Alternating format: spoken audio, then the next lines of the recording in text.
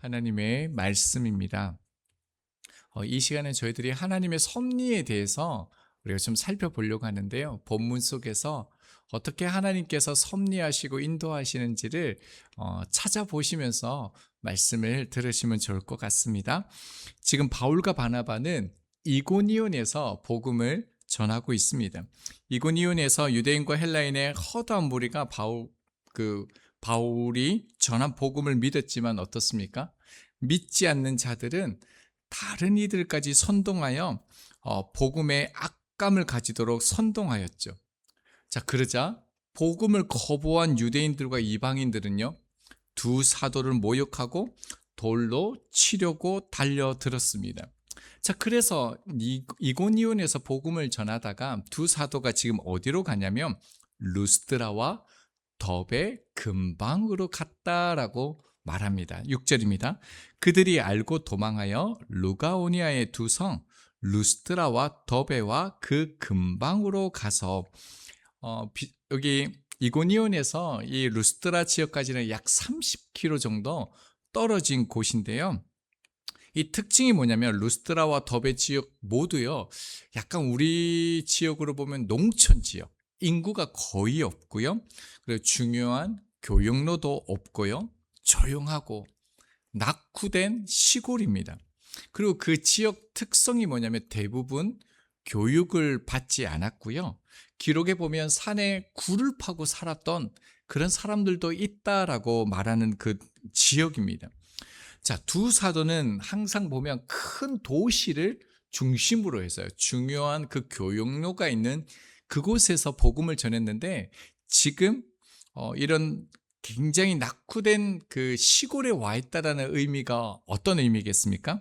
지금 급박한 상황 속에서 계획하지 않는 일들이 또 이들 가운데 일어났다라는 겁니다. 자, 그런데도요, 7절이요.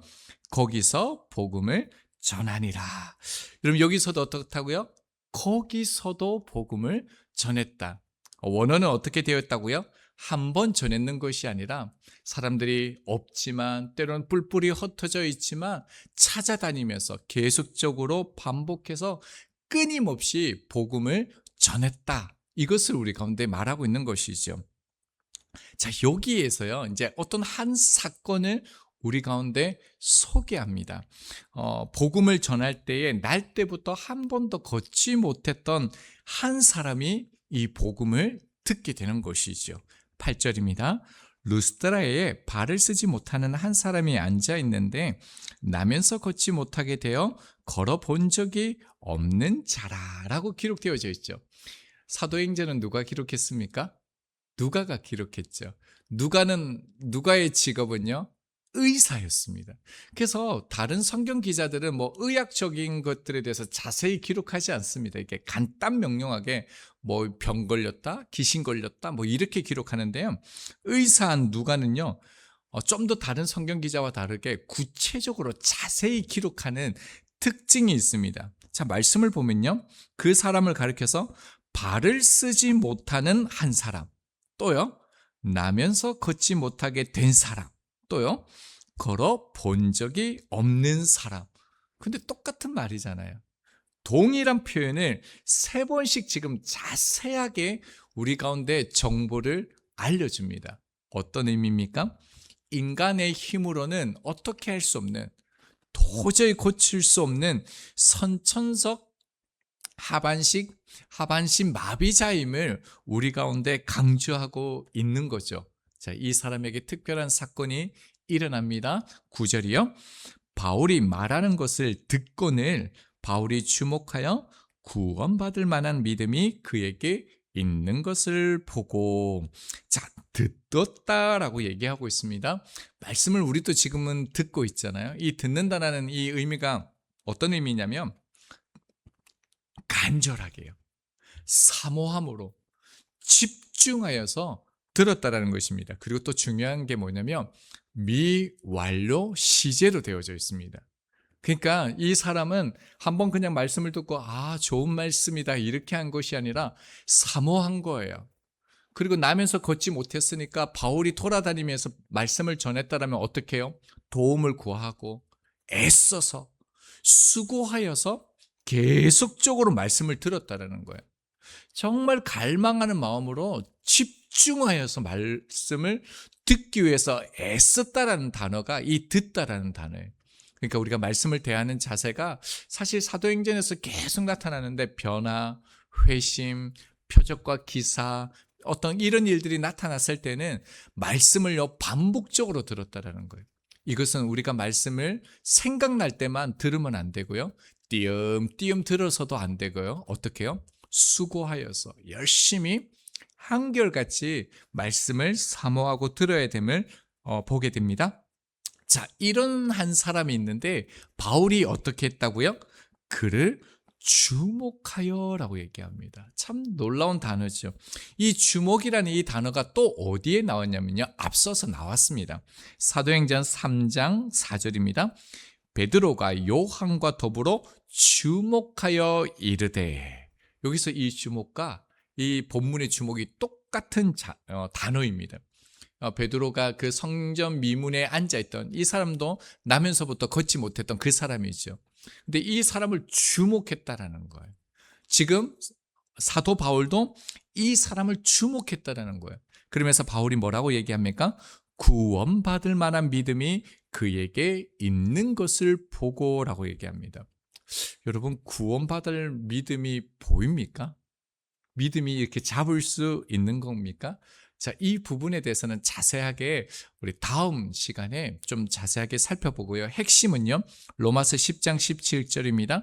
그러므로 믿음은 들음에서 나며 들음은 그리스도의 말씀으로 말미암느니라 라고 얘기합니다. 자, 그러니까 핵심은 뭐냐면 구원받을 믿음이 뭐라고요? 말씀을 들었는데 말씀을 거부하지 않았다라는 거예요. 이 말씀을 붙들었다라는 거예요. 이 말씀을 간절히 사모했다라는 거예요. 그래서 하나님께서 어떻게 해요? 그에게 구원받을 만한 믿음을 주셨다라는 거예요. 믿음은 우리의 열심으로 생겨나는 게 아니죠. 하나님을 향한 그 열망하는 마음, 그 마음 속에 하나님께서 부어주시는 게 이 믿음이죠. 그래서 말씀을 듣는 것이 그렇게 중요합니다. 10절입니다. 큰 소리로 이르되 내 발로 바로 일어서라 하니 그 사람이 일어나 걷는지라. 자, 바울이 그 하반신 마비자를 향하여 큰 소리로 내 발로 일어서라 라고 명했습니다. 자, 그 즉시 그가 일어나 걷게 되어집니다. 자, 우리가 본문을 좀 살펴보았는데 어떻게 하나님의 섭리를 찾으셨습니까? 자, 우리가 섭리를 찾기 위해서는 섭리라는 게 뭔지를 먼저 알아야 됩니다. 도대체 하나님의 섭리, 성경에서 그토록 강조하는 하나님의 그 섭리가 무엇입니까? 자, 섭리라는 이 라틴어는요, 프로라는 앞을 향하여 미리라는 이 단어와 바이드, 이게 프로바이드인데, 이 바이드라는 이 보다라는 단어가 합쳐진 단어가 이 섭리인데요. 앞을 내다보다 한번 기억해 보시겠습니까? 섭리라는 것은 앞을 내다보다라는 정의를 가지고 있습니다. 자, 그런데요, 히브리어는 굉장히 독특한 의미를 가지고 있는데 이 섭리라는 거, 특별히 미리 본다라는 의미는요, 단순히 본다, 안다 이런 의미가 아니고요, 미리 준비하고 돌보고 책임지신다라는 의미가 담겨져 있습니다. 다시 한번요.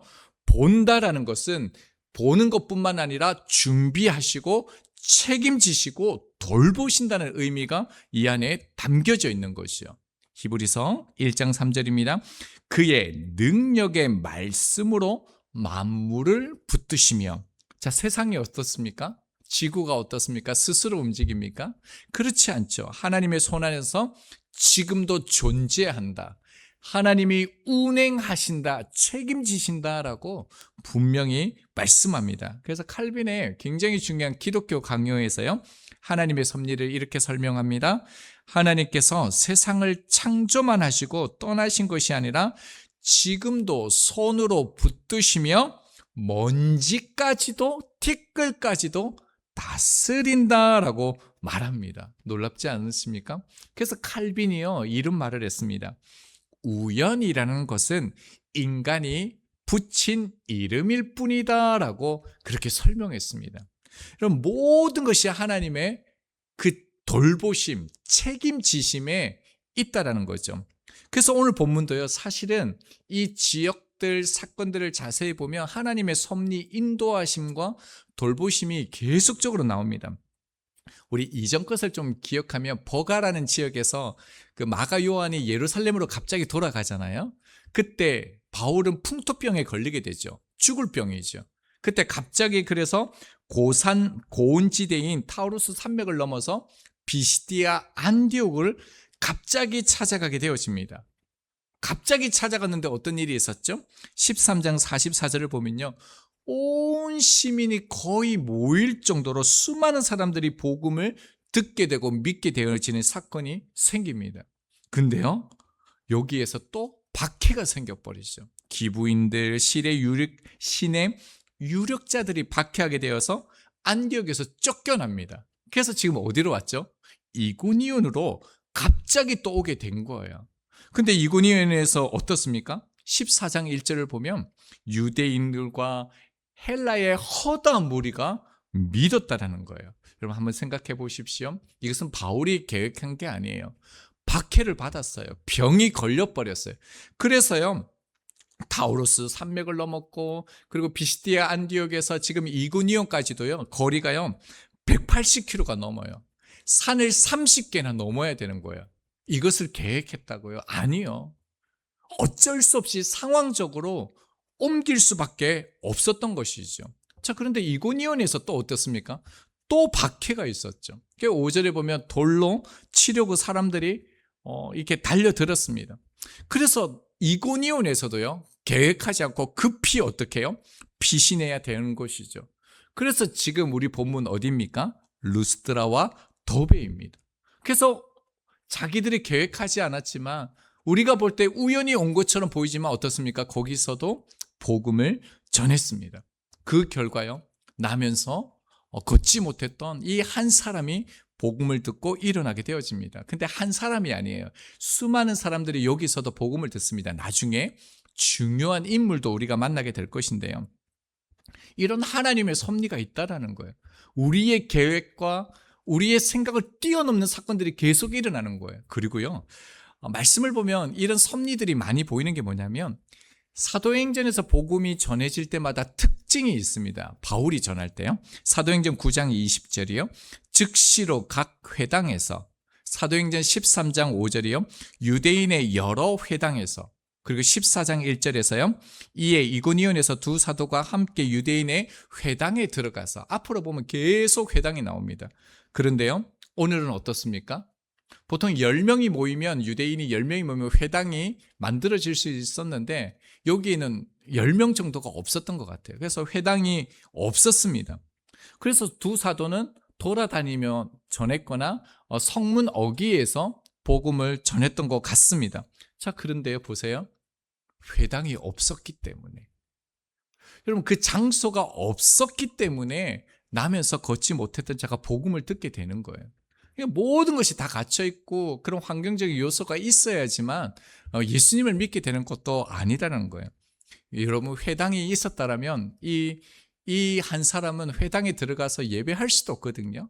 복음을 듣지 못하게 됐을 것입니다. 여러분, 이게 하나님의 섭리라는 거예요. 그러면 하나님의 섭리가 여기인가요?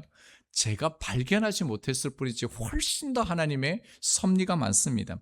그리고 한 가지 더 소개해드리면, 바울이 이 루스드라와 더베 지역을 떠나서 1년 뒤에 다시 오게 되어집니다. 그때 누구를 만나냐면요, 자신의 영적 아들이자 동력자인 디모데를 만나게 됩니다.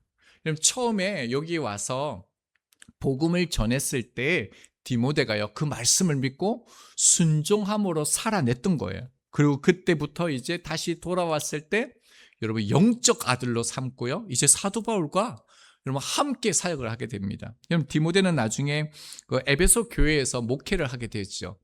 그래서 바울이 에베소 교회에 편지를 하게 되어집니다. 그 편지가 뭐죠? 디모데 전후서예요. 여러분, 어떻습니까? 박해를 피해서 왔는데 복음이 전할 것도 없고 힘든 이 상황이 있는데 오히려요, 하나님의 사람이 세워지고 교회가 세워지고 디모데 전후서가 쓰여지는 그런 놀라운 일이 있다라는 겁니다. 여러분, 이것으로 하나님의 섭리가 끝일까요? 그렇지 않습니다. 계속적으로 우리 가운데서도 하나님의 섭리는 계속되어집니다. 여러분, 때로는 이해할 수 없는 실패와 예상하지 못하는 어려움, 원하지 않는 그런 상황들이 왜 우리 인생 가운데 없겠습니까? 그러나 믿는 자의 삶에는 우연이 없다라는 거예요. 그래서 바울이 이런 고백을 했던 것입니다. 로마서 8장 18절입니다. 생각하건대 현재의 고난은 장차 우리에게 나타날 영광과 비교할 수 없다. 여러분, 영광을 섭리로 바꿔도 똑같습니다. 지금 우리가 당하는 고난, 어려움은 앞으로 우리 가운데 주어질 섭리와 비교할 수도 없다라는 겁니다. 그래서 바울이요, 수많은 어려움과 실패와 그런 박해 속에서 딱 되돌아봐서 깨달으니까 뭡니까? 정말 하나님의 섭리가 놀랍다라는 거예요. 내가 지금 겪는 이 은혜와 좋게 비교가 할 수 없다라는 겁니다. 여러분, 우리에게도 아픔과 고민, 힘듦이요, 우리 인생 가운데 그림자처럼 따라올 겁니다. 여러분, 앞으로 우리 인생에 어려움이 없다, 힘듦이 없다, 그냥 우리가 포기하는 게 더 빠른 것 같습니다. 그림자처럼 항상 다가옵니다. 자, 그러나요, 하나님의 섭리는, 오늘 제목입니다. 하나님의 섭리는 그러나 그 고난마저도 구원의 도구로 사용하십니다. 하나님께서 아브라함에게 그 아들을 번제로 바치라 할 때 이삭이 그러잖아요. 하나님께 번제할 어린 양이 어디 있습니까? 라고 이렇게 묻습니다. 아브라함이 이렇게 말합니다. 창세기 22장 8절입니다. 아브라함이 이르되 내 아들아, 번제할 어린 양은 하나님이 자기를 위하여 친히 준비하시리라. 여러분, 여기서 친히 준비하시리라가 섭리의 보다, 이 단어와 똑같은 단어입니다. 그럼 무엇입니까? 하나님이 보실 때는요, 아브라함이 아들을 죽이는 게 아니라 뭡니까? 살리는 거였어요. 그런데 만약에요, 아브라함이 자기 아들을 살리려고 했다라면요, 그 행동은 죽이는 게 되는 것입니다. 여러분, 이것이 하나님의 섭리 앞에 우리가 서야 될 자세이죠. 여러분, 하나님은 처음부터 끝을 보시면서 오늘도 그 뜻을 이루어 가십니다.